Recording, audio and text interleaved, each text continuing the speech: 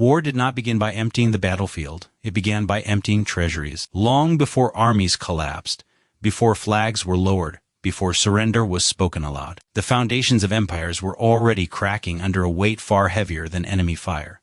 War demanded more than courage. It demanded money, vast, relentless, unforgiving sums that grew larger with every passing day. At first, the cost seemed manageable.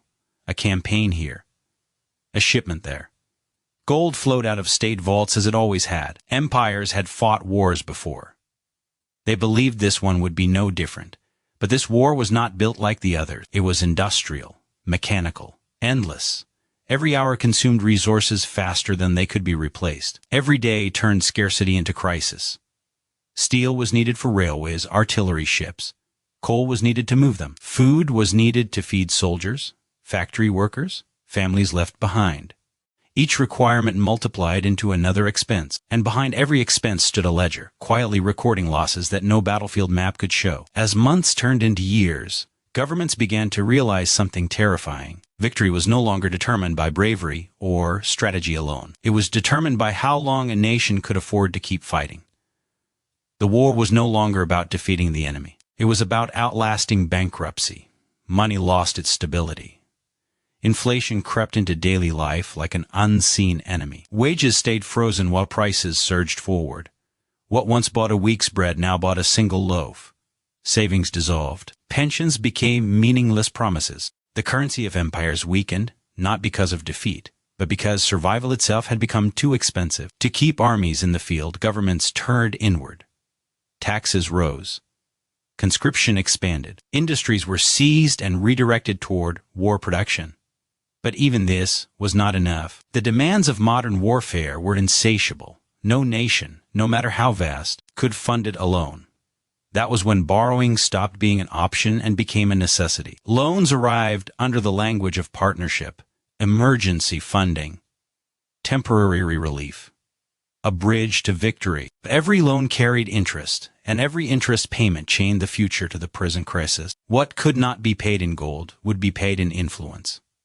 What could not be repaid in money would be repaid in control. Empires that once dictated terms now found themselves negotiating from weakness, not because their armies had failed, but because their finances had collapsed. The battlefield victories meant little when the treasury was empty. Soldiers could not fight on promises. Cannons could not fire on goodwill.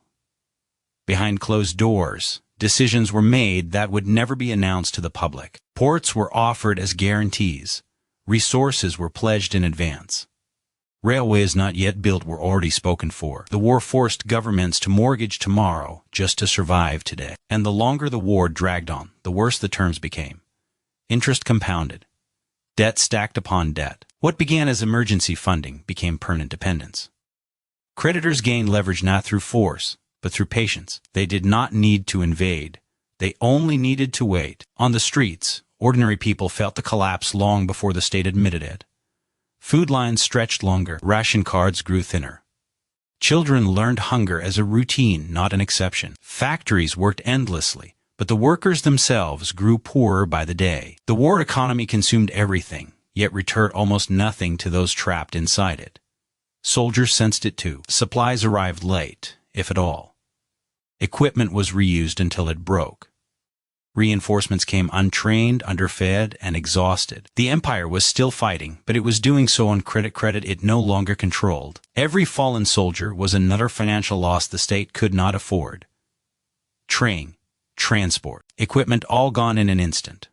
The human cost and the economic cost merged into one relentless drain. Victory demanded sacrifices the empire no longer had the resources to make. As depths mounted, strategy itself began to change. Battles were avoided not because they were unwinnable, but because they were unaffordable. Offensives were delayed, defenses stretched thin. Commanders waited, hoping for funds that never arrived. The war slowed, not from lack of will, but from lack of money. And still, the loans kept coming. Each one pushed the empire deeper into a corner it could not escape.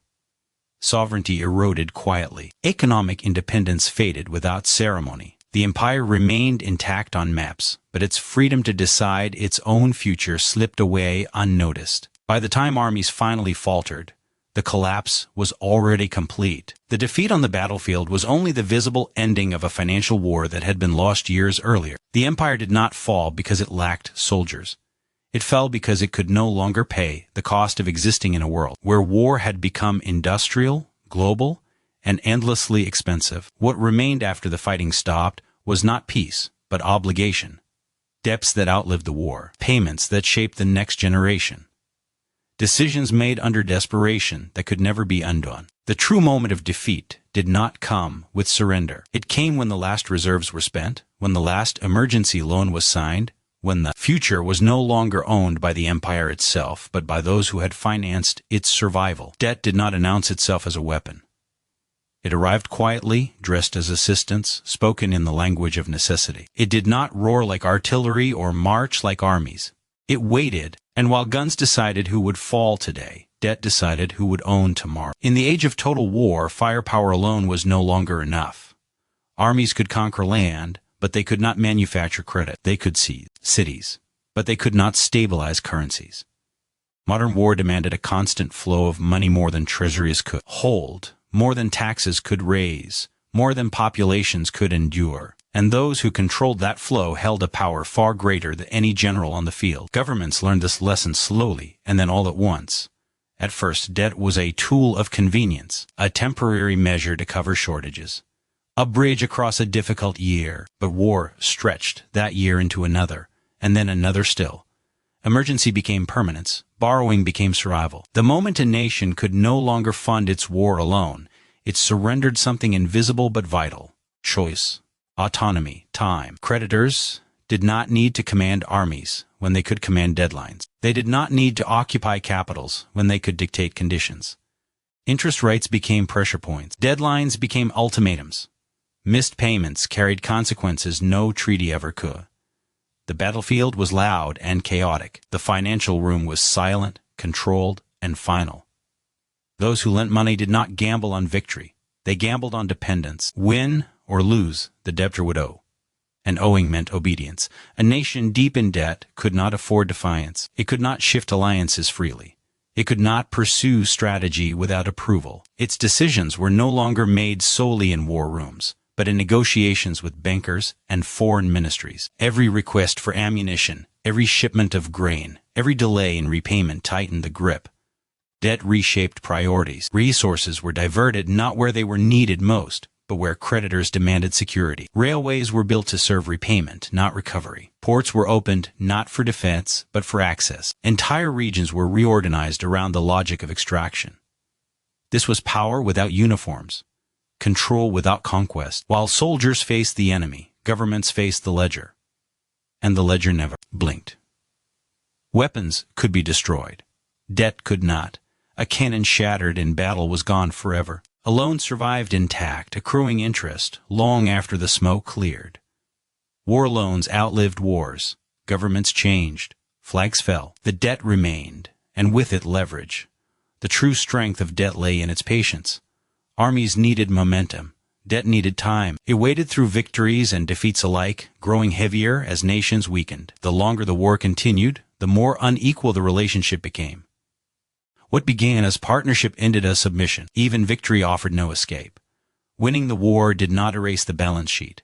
A victorious nation still had to pay. A defeated one had no choice but to surrender more. Debt ensured that the war's outcome favored those who financed it, not those who fought it. Civilians rarely saw this power directly, but they lived under its consequences. Rationing was not only a response to scarcity, but to repayment. Food was exported while people went hungry. Raw materials were shipped abroad while factories closed. Economic life was reorganized to satisfy distant creditors whose names were never spoken aloud. Taxes increased. Social services disappeared. Reconstruction was delayed not by lack of need, but by lack of permission. A nation in debt rebuilt only what it was allowed to rebuild. Debt dictated borders without drawing them. It determined which regions would be developed and which would be neglected, which industries would survive, and which would be dismantled. It turned economic survival into compliance. Generals could win battles and still lose the war of influence. Politicians could promise independence while signing it away line by line. Every loan agreement narrowed the future, quietly redefining what was possible and what was forbidden. What made debt so effective as a weapon was that it appeared voluntary. No one was forced to sign. No army stood at the door. The choice was always framed as necessity. Accept the terms or collapse now. Borrow or starve. Agree or watch the front lines fall apart. And so nations agreed. Over time, resistance became unthinkable. A debtor could not afford unpredictability. It had to reassure markets. It had to maintain confidence. Even rebellion became too expensive. The cost of defiance was economic isolation, embargo, financial strangulation. Debt turned fear into policy. Those who controlled capital learned that they no longer needed to fire the first shot. They could shape the battlefield before the war even began, by deciding who could afford to mobilize, who could sustain a long conflict, who could recover afterward. They decided outcomes in advance. This power left no ruins to photograph, no mass graves to count. Its destruction was measured in lost decades, stalled development, futures redirected without consent. Nations did not collapse overnight. They faded into dependency, one payment at a time. Debt did not kill soldiers. It replaced them.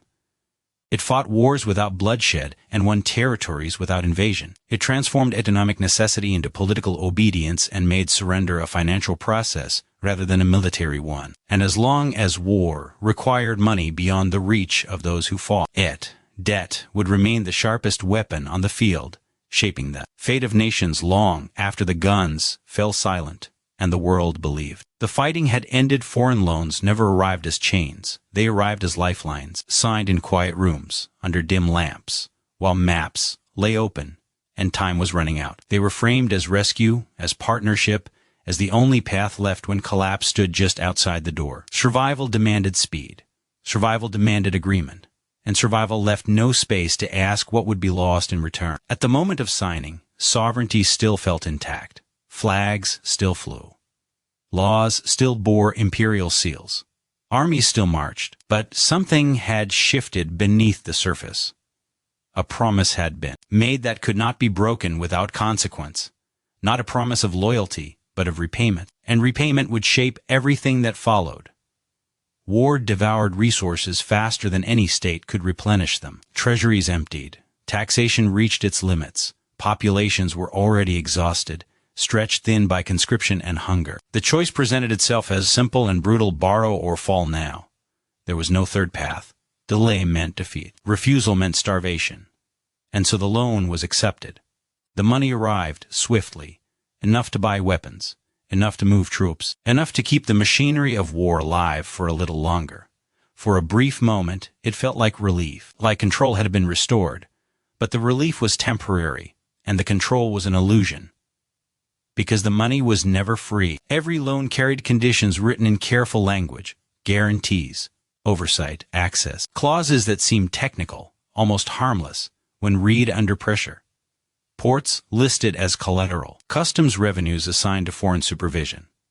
Resource rights pledged decades in advance. None of it felt immediate. All of it felt distant compared to the urgency of the front lines. But distance was the point. Foreign lenders did not need instant authority. They needed inevitability, the certainty that the debt would outlive the war, outlive the leaders who signed it, outlive the desperation that justified it. They understood that once survival depended on borrowed money, sovereignty would follow quietly behind it. As repayments began, priorities shifted. Not by decree, but by necessity. Revenue that might have fed cities was redirected to service debt. Taxes were raised not to rebuild, but to reassure creditors. Economic policy became less about national need and more about maintaining confidence abroad. Decisions once made internally now required approval beyond the border. Independence eroded without spectacle. The state still spoke with its own voice, but that voice learned to choose its words carefully. A nation in debt could not afford unpredictability. It could not afford to anger those who controlled its financial lifeline. Foreign policy softened. Military ambition narrowed. Alliances were chosen not by interest alone, but by obligation. Behind closed doors, influence grew. Advisors arrived. Inspectors, financial controllers, they did not wear uniforms, but they carried authority stronger than rank. They reviewed budgets, monitored revenues, suggested reforms that always aligned with repayment. What was framed as assistance became supervision. What was presented as guidance became control. Local industries felt the change first. Production shifted toward exports demanded by creditors. Raw materials flowed outward while domestic shortages deepened. Infrastructure projects were approved not for public benefit, but for efficiency of extraction. Railways connected mines to ports, not towns to towns. Development followed foreign balance sheets, not national needs. And still, the debt remained. Interest accumulated. Delays were punished. New loans were offered to cover old ones, tightening the cycle. Each agreement reduced flexibility further. The state's margin for choice narrowed until even small decisions carried financial risk. Sovereignty was no longer lost in a single moment. It was diluted gradually, until it existed more as memory than reality. For civilians, this loss was never announced. It was experienced. Food shortages worsened even in fertile regions. Prices climbed while wages stagnated. Public services deteriorated. Schools closed. Hospitals lacked supplies. Reconstruction was promised but postponed, year after year, because repayment came first. The future was always deferred in favor of the past. People learned to live inside the consequences of agreements they had never seen. Soldiers returned from the front to a nation technically intact, but quietly constrained. They had fought for survival, believing sacrifice would secure independence. Instead, they found a country bound by obligation it could not escape. The war had ended, but the struggle had simply changed shape. Political leaders spoke of sovereignty in speeches, while negotiating it away in contracts. They celebrated flags while surrendering control over currency, trade, and resources. Each compromise was justified as temporary. Each one became permanent. Foreign loans did not replace governments. They made governments manageable. The power of this system lay in its invisibility. There were no parades of occupation, no declarations of conquest, no clear moment of loss. Only a gradual realization that decisions were no longer fully free, that refusal carried penalties too severe to risk. That survival now depended on obedience. Empires that once commanded regions now requested permission. Nations that had fought to remain whole discovered they were intact only in appearance. Their economic heart beat in rhythm with distant interests. Their future unfolded according to agreements signed in desperation. And because the process was legal, contractual, and framed as cooperation, it was rarely resisted. How could one rebel against a signature? How could one fight a number written on paper? The enemy was not visible. The battlefield was not marked. The surrender was silent. Foreign loans did not demand loyalty. They demanded reliability, predictability, compliance. Over time, these demands reshaped political culture itself. Leaders rose who understood the limits. Policies were designed to avoid disruption. Radical change became too expensive. Independence became conditional. The tragedy was not that survival was chosen. It was that survival required surrendering the very freedom it was meant to protect. And once surrendered, it could not be reclaimed without consequences even more devastating than defeat. By the time the cost was fully understood, the choice had already been made, the ink long dry, the obligations embedded so deeply into the structure of the state that separation became impossible without collapse, and so the nation continued forward, alive but constrained, sovereign in name, dependent in practice, carrying the weight of survival purchased at the price of control, navigating a future shaped, not by its own will alone, but by the invisible hands that had financed it. Moment of desperation, the war was fought far from their homes, but its consequences arrived at their doors every morning. Civilians did not march into battle, yet they lived inside the war every hour of every day. They carried no rifles, but they bore the heaviest weight. While governments borrowed and armies advanced, ordinary people paid in ways that could never be repaid. Hunger came first, quietly and without warning. At the beginning it was small reductions, bread loaves thinner than before, meat appearing less often on the table. Then came ration cards, carefully stamped, strictly measured. Food was no longer something you chose, it was something you were allowed. Markets emptied early. Shelves stayed bare. What existed was reserved for the front, because the war always came first. Mothers learned to stretch meals into something barely recognizable. Soup made from scraps. Bread mixed with substitutes no one trusted. Children learned the feeling of an empty stomach as something normal, something expected. Hunger stopped being an emergency and became routine. Inflation followed close behind. Money lost its meaning faster than people could understand why. Prices rose not monthly but weekly, then daily. Wages remained the same, frozen in a world that no longer existed. A day's pay could not buy what it had the week before. Savings disappeared without being spent. Years of work dissolved into nothing as the value of currency collapsed. People carried coins that no longer represented security. They lined up with money in their hands and returned home with less than they needed. The idea of planning for the future became impossible when the present could not be afforded. Every purchase felt like a mistake. Every delay felt dangerous. Those who lived on fixed incomes suffered the most. Pensioners watched their lifelong earnings become worthless. Widows counted coins again and again, hoping the numbers would change. They did not. Inflation punished those who had done everything right, while rewarding only those who controlled resources. Work did not protect people. Factories ran endlessly, but workers grew poorer with every shift. Long hours, dangerous conditions, shrinking pay. Labor became compulsory in everything but name. Refusal was treated as betrayal. Exhaustion was treated as weakness. The war demanded productivity without mercy. Children were pulled from schools and sent to work. Education became a luxury no longer affordable. Classrooms emptied. Futures narrowed. An entire generation learned skills of survival instead of knowledge. Dreams were postponed, then abandoned. Homes grew colder. Fuel was rationed. Winters became trials of endurance. Families slept fully clothed, conserving heat. Old people died quietly, not from violence, but from cold and weakness.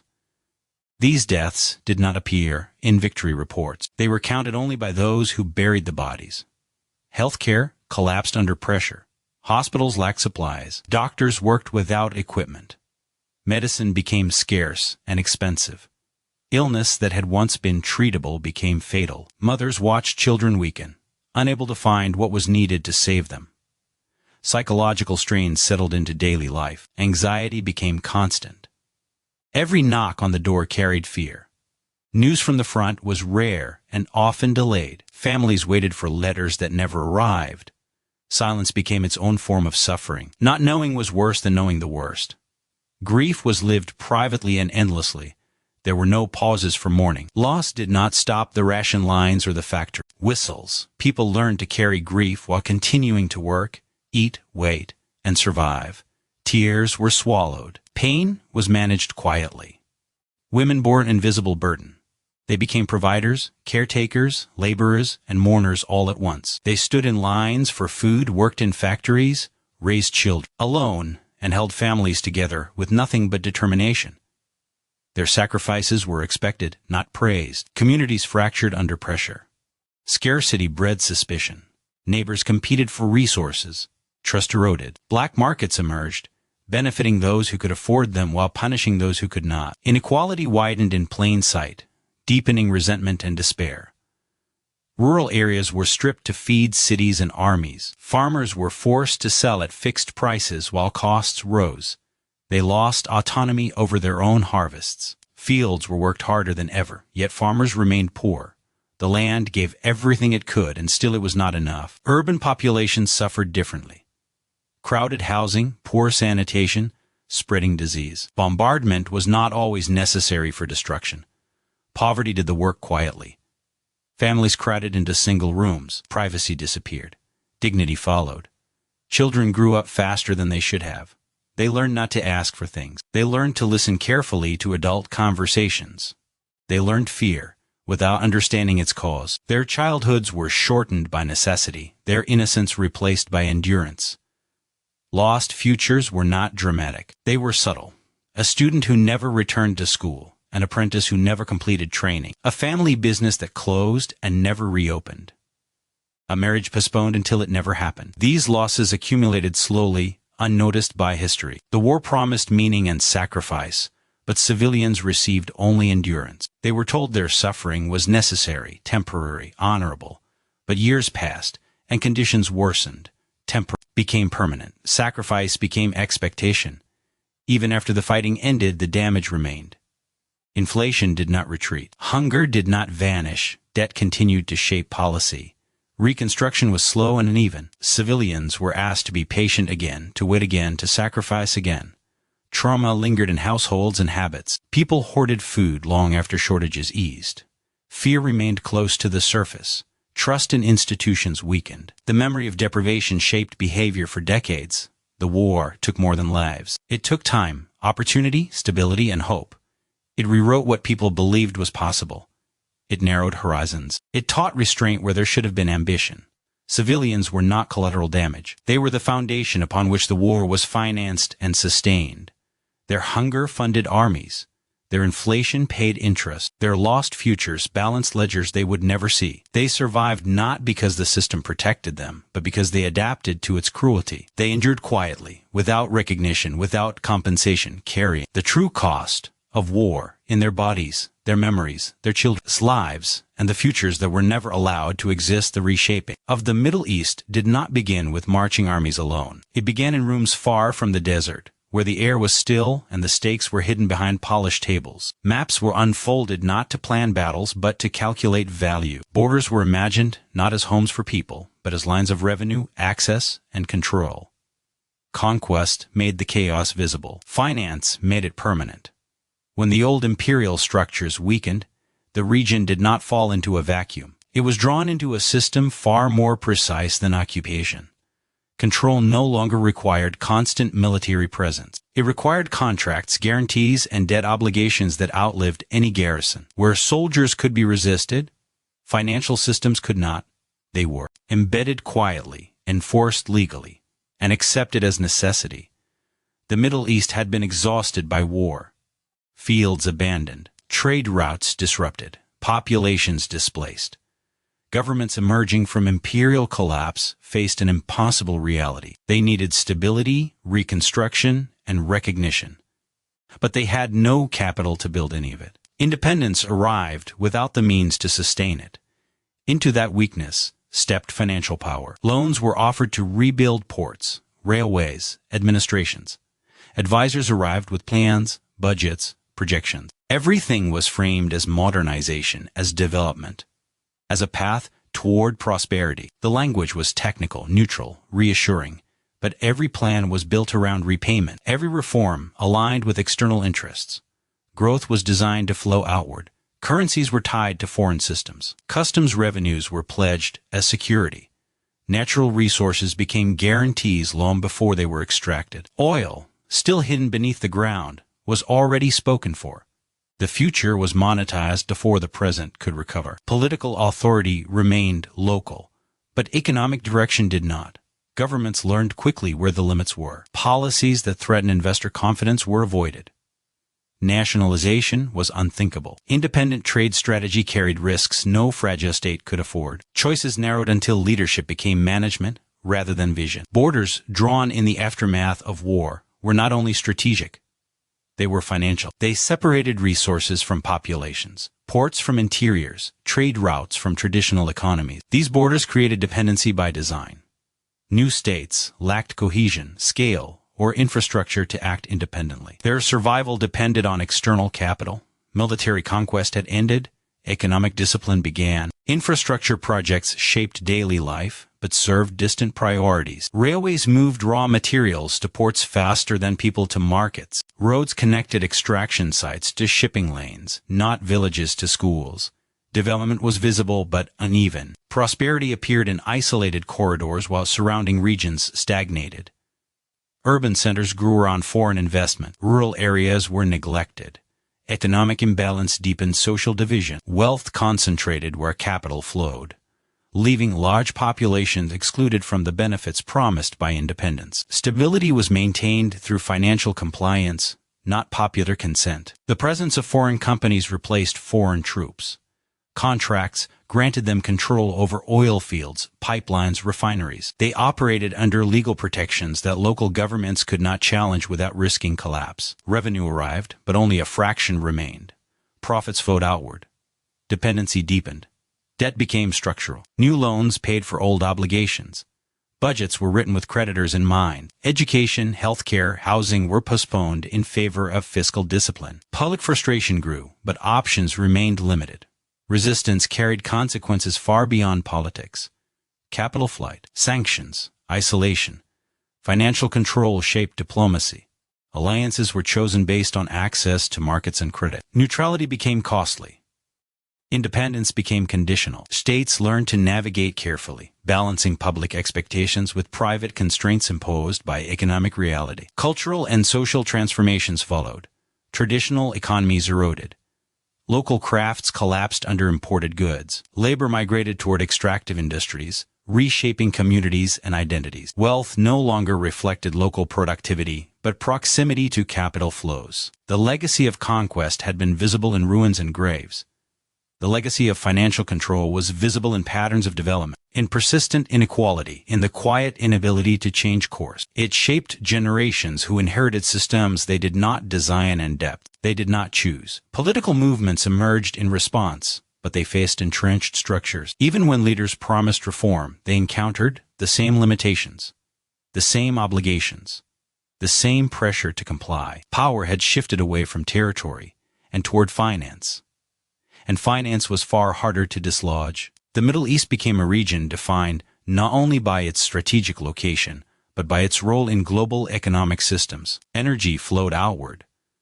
Capital flowed inward briefly, then outward again. Local agency was constrained by international markets that rewarded stability over sovereignty. What looked like post-war order was in reality a managed imbalance. States were stable enough to function, dependent enough to comply. Control was exercised through interest rates, investment decisions, and access to credit, rather than through visible force. Conquest had taken land. Financial control took time.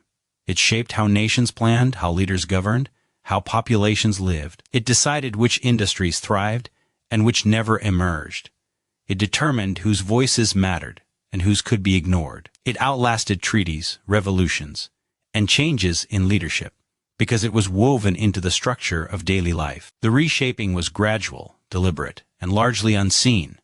There were no victory parades for it, no monuments, only a region navigating boundaries drawn by balance sheets, futures limited by obligation, and independence constrained by systems designed far beyond its border.